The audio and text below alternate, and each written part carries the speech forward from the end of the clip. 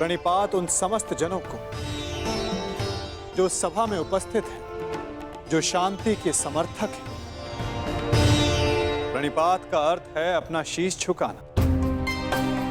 हम सब अपनी संतानों को उन सब के समक्ष शीश झुकाना सिखाते हैं जिन्होंने अपने जीवन में महान कार्य किए, परंतु मैं आप सबके समक्ष प्रणिपात इसलिए नहीं कर रहा कि आप सब ने महान कार्य किए।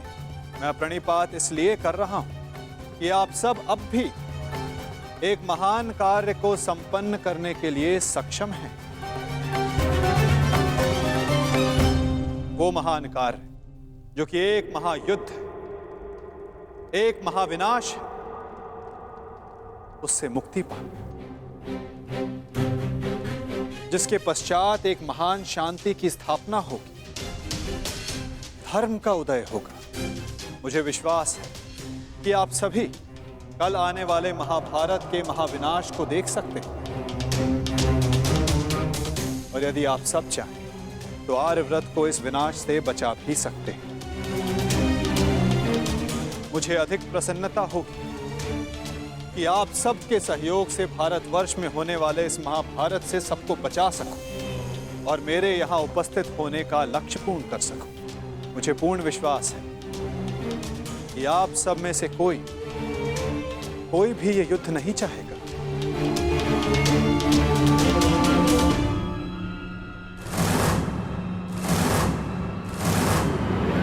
संसार का सबसे बड़ा कष्ट होता है परिवार में आया क्लेश।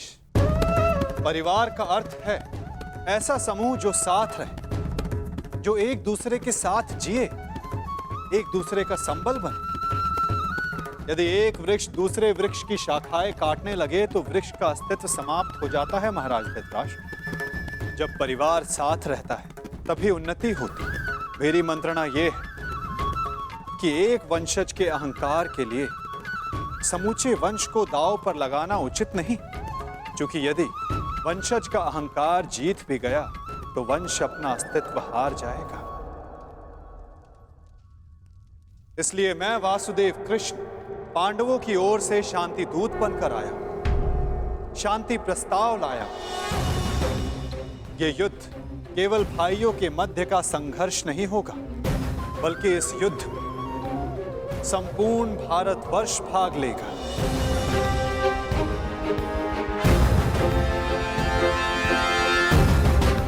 इसलिए विनाश भी सैकड़ों, सहस्त्रों और लाखों नहीं, करोड़ों में होगा। और इसीलिए मैं ये अंतिम प्रयास करने आया, ये प्रस्ताव लाया कि आप सभी इस महाभारत को, इस महायुद्ध को रोकने के लिए मेरी सहायता करें।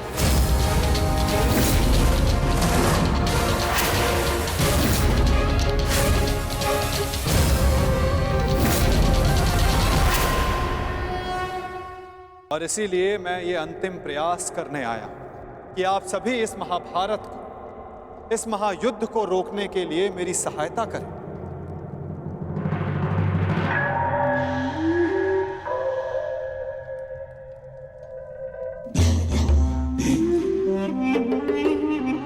साधु साधु। वासुदेव, आप तो सचमुच धन्य हैं। मुझे स्मरण नहीं होता कि कितना समय हो गया ऐसे शांतिपूर्ण वचन सुने हुए। मुझे तो ऐसा प्रतीत होता है वासुदेव कि आपके मुख से शब्द नहीं, फूल झड़ रहे हैं, फूल।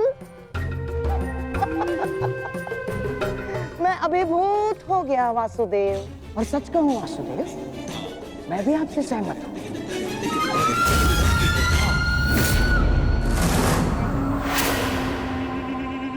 मैं भी नहीं चाहता कि ये युद्ध हो ना। अमाश्री, ये क्या कह रहे हैं आप? हाँ दुर्योधन, वासुदेव बिल्कुल उचित कह रहे हैं। हमें इस युद्ध को रोकने का पूरा प्रयास करना चाहिए। समझ गए? हाँ हाँ वासुदेव, सबसे श्रेष्ठ युद्ध वो है जो कभी हो ही नहीं। और युद्ध की परिस्थिति उत्पन्न न होने देने का एक ही उपाय है कि एक पक्ष दूसरे पक्ष पर आक्रमण ना करे। चलिए ठीक है, हम पांडवों पर आक्रमण नहीं करेंगे, परंतु वासुदेव, द्वारकाधीश, क्या आप यह आश्वासन दे सकते हैं कि पांडव भी हम पर कभी भी आक्रमण नहीं करेंगे? हाँ, कभी भी। गांधार नरेश, आप आक्रमण के संदर्भ में बात कर रहे हैं और मैं यहां युद्ध की आवश्यकता को ही समाप्त करने के विषय में बोल रहा हूं। अच्छा ऐसा है। यदि ऐसा है वासुदेव, तो हम आपका प्रस्ताव सुनना चाहेंगे। हाँ, आप शांति दूत हैं तो संदेश तो लाए ही होंगे, और हाँ, ऊपर से आप शांति प्रस्तापित करना चाहते हैं। तो वासुदेव, शांति प्रस्तापित करने के लिए जिस समाधान की आवश्यकता होती है वो समाधान भी लाए होंगे आप, है ना? बताइए क्या है इसका समाधान? प्रत्येक युद्ध की नींव में अन्याय छिपा होता है गांधार राज, और अन्याय का केवल एक ही समाधान है, और वो समाधान है न्याय।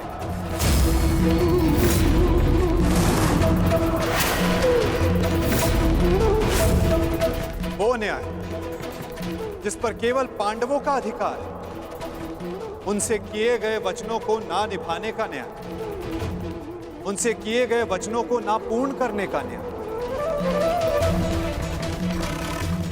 इस भरी सभा में जो अधर्म हुआ, जो अन्याय हुआ, उसके प्रति न्याय। महाराज धृतराष्ट्र, मैं यहां पांडवों की ओर से उनके साथ जो अन्याय हुआ उसका न्याय मांगने आया। कैसा अन्याय वासुदेव? वो अन्याय जो एक धर्म सभा में एक अधर्म द्यूत माध्यम से हुआ था। वो अन्याय जो कुरुकुल के ज्येष्ठ जनों के समक्ष कुलवधू पांचाली के साथ हुआ। यदि उस अन्याय का त्राण हो तो इस महायुद्ध को रोका जा सकता है।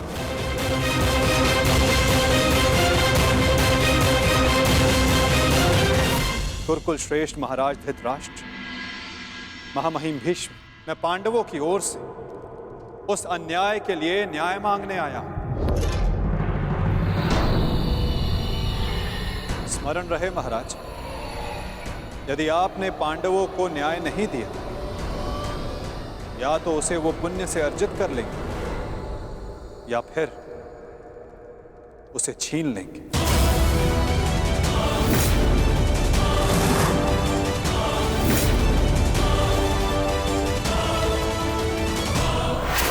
अब निर्णय आपका है। वासुदेव, आप यहाँ शांति प्रस्ताव लेकर आए हैं या हमें धमकाने आए हैं? वो उस द्यूत में जो कुछ भी हुआ सबकी उपस्थिति में हुआ, युधिष्ठिर की इच्छा से हुआ। अरे वो हार गया, अपना राज्य हार गया, वो उसका प्रारब्ध था। छलबद्ध अन्याय को प्रारब्ध नहीं कहा जा सकता युवराज। जिस प्रकार मंदिर में किया गया पाप पुण्य नहीं बन जाता, उसी प्रकार धर्मवीरों की उपस्थिति में सभा में किया गया धर्म धर्म नहीं बन जाता। धर्म कौन सा धर्म?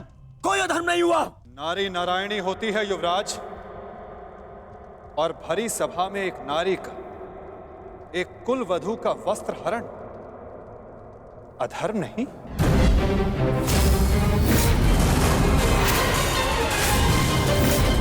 यदि तुम्हें विश्वास नहीं तो अपने ज्येष्ठों की झुकी दृष्टि से पूछो दुर्योधन।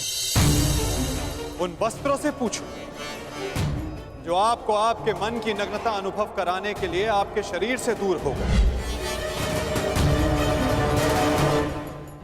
प्रतिज्ञाओं से पूछो जो पांडवों ने अपने भ्राताओं के विनाश के लिए मांगे। ये प्रतिज्ञा लेता हूँ और यही जंगल तोड़कर तुम्हारा प्राण दे लूंगा दुर्योधन। उस श्राप से पूछो जो द्रौपदी ने समस्त कुरुकुल को दी। इस सभा में उपस्थित वो हर व्यक्ति जिसने मौन रहकर ये अधर्म होते हुए देखा, उन्हें उनके मौन रहने का दंड मिलेगा। श्राप है ये अग्निसुता द्रौपदी का। परंतु यदि आप सब चाहें तो पांडव अपनी प्रतिज्ञा को त्याग देंगे। द्रौपदी अपना श्राप वापस ले लेंगी। बस आप सबको अपनी भूल का अनुभव करके पांडवों को केवल उनका अधिकार देना है।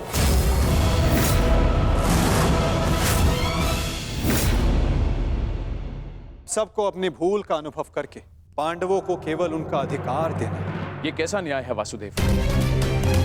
संधि और शांति वार्ता में बराबर की बात होती है। एक ओर से बंधन और शर्तें नहीं ला दी जाती। न्याय की मांग ना बंधन है ना शर्त है महाराज, केवल एक निवेदन है। यदि ऐसा है तो मेरा निर्णय यह है कि दुर्योधन मौन रहो। निर्णय लेना महाराज के हाथ में है, तुम्हारे नहीं। तुम शांत रहो। राजा होने के नाते मेरा कर्तव्य है कि मैं सबकी बातें सुनूं ताछरी, अपने मंत्रणाकारों का सम्मान करूं। दुर्योधन युवराज है, हस्तिनापुर का भवी महाराज है, इसलिए इस संदर्भ में मैं अपने पुत्र और हस्तिनापुर के युवराज दुर्योधन को अपना निर्णय प्रस्तुत करने की अनुमति देता हूं।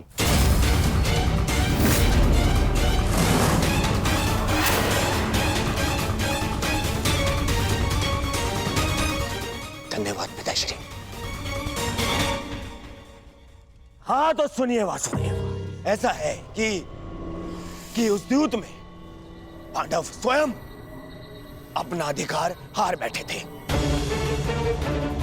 अब ना तो वो किसी भी राज्य का उनको अधिकार है और ना ही राजा होने का।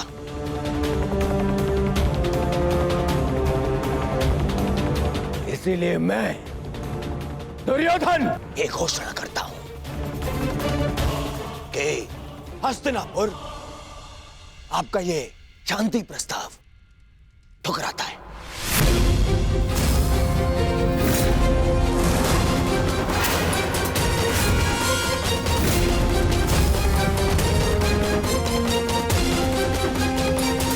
दुर्योधन, क्या तुम्हें इस बात का अनुमान भी है कि शांति प्रस्ताव ठुकराने का अर्थ है युद्ध को निमंत्रण? अपने निर्णय पर पुनः विचार कर लो। बात बात पर विचार करना बंद कीजिए पितामह। बात बात पर विचार कायर करते हैं।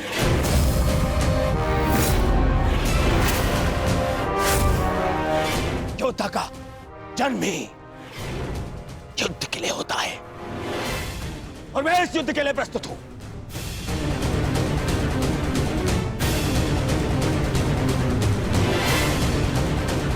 मेरी दृष्टि में उन पांडवों को कुछ भी देने का प्रश्न ही नहीं उठता।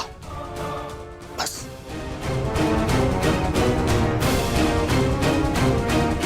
मैंने ये सभा समझौते के लिए रखवाई थी, न कि अपने ही अधिकार के त्याग के लिए। ये मेरा अंतिम निर्णय है। मैं उन पांडवों को इंद्रप्रस्थ नहीं दूंगा तो नहीं दूंगा।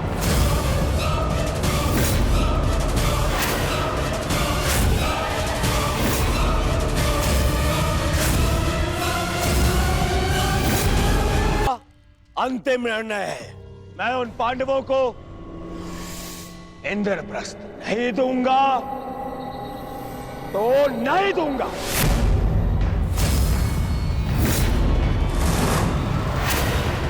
उचित है दुर्योधन, तुम इंद्रप्रस्थ रख सकते हो, उसकी सेना भी रख लो, अस्त्र शस्त्र रख लो, लाखों गाय अश्व, उसकी प्रजा भी रख लो। कोटि कोटि धन संपत्ति, जो कुछ भी पांडवों ने अपने परिश्रम से अर्जित किया था, वो सब रख लो दुर्योधन। परंतु इस अन्याय के प्रतिकार स्वरूप केवल एक कार्य कर दो। प्रतीक के रूप पांचों पांडवों को 5 गांव दे दो।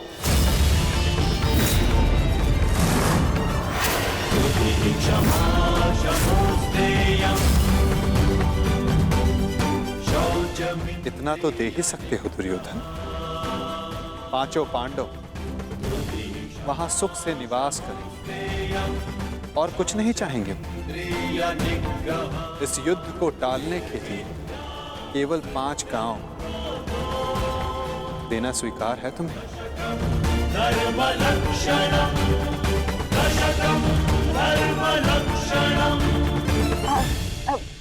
वासुदेव, वासुदेव, वासुदेव, यदि दुर्योधन 5 गांव दे देता है तो क्या आप वचन देंगे कि पांडव इंद्रप्रस्थ की चाह में आक्रमण की चेष्टा नहीं करेंगे? हाँ गांधार नरेश, मैं वचन देता हूं कि इस स्थिति में पांडवों की ओर से कोई आक्रमण नहीं होगा। वो हर परिस्थिति में संतुष्ट रहेंगे। हाँ कह दो दुर्योधन, इससे अच्छा प्रस्ताव कोई नहीं होगा। महाराज, मैं आपसे विनती करता हूं कि यही अवसर है, अंतिम अवसर। आप इस प्रस्ताव को स्वीकार करके इसको यहीं रोक दीजिए। ताक्षी का कहना उचित है पुत्र, हाँ कर दो, इसी में सबका हित है। मित्र, मैंने सदा इस युद्ध का पक्ष लिया है। मैंने सदा अर्जुन से अपना अधूरा द्वंद्व पूर्ण करना चाहा।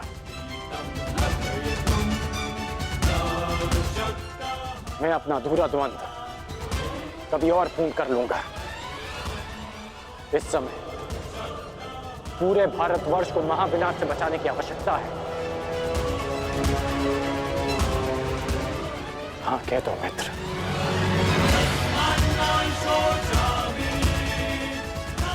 तुमने तो एक अनजान का मान रखने के लिए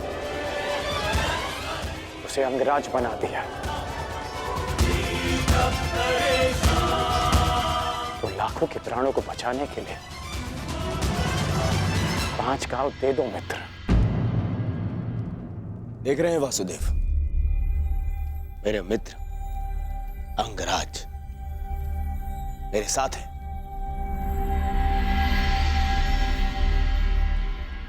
और आपको तो अच्छे से ज्ञात है कि कर्ण को अंगराज मैंने बनाया।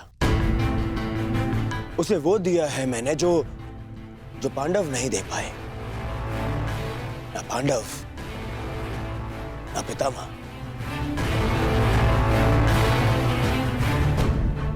और ये मेरा वचन है, यदि मेरा मित्र मुझसे प्राण भी मांगेगा तो वो भी मैं प्रसन्नता से दे दूंगा।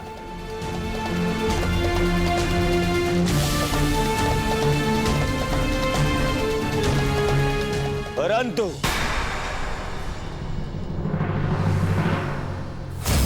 ऐसा सोचना भी मत कि मैं उन पांडवों को कुछ भी देने वाला हूं।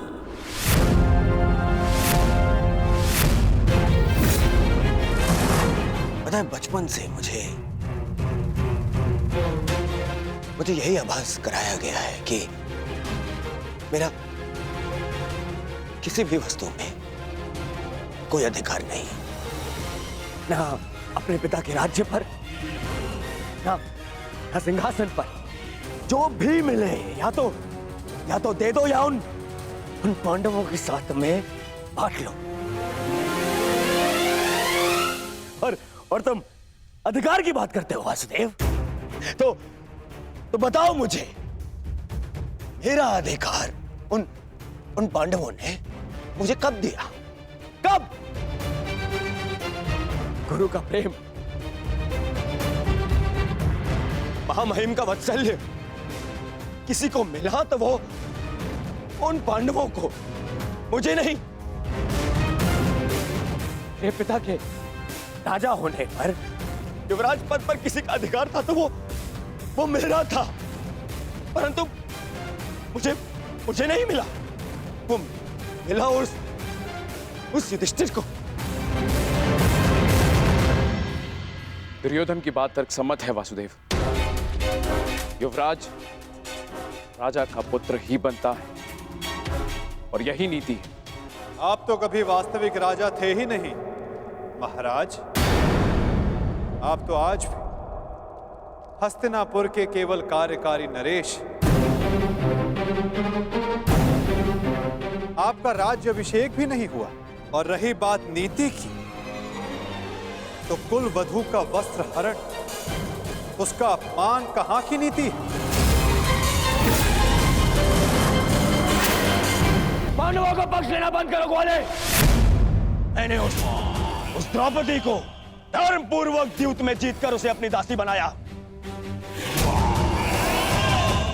उसका वस्त्र हरण करना मेरा अधिकार था, क्योंकि जो दासी अपने स्वामी की आज्ञा का पालन ना करे वो दंड की अधिकारिणी होती है। नारी केवल सम्मान की अधिकारिणी है दुर्योधन।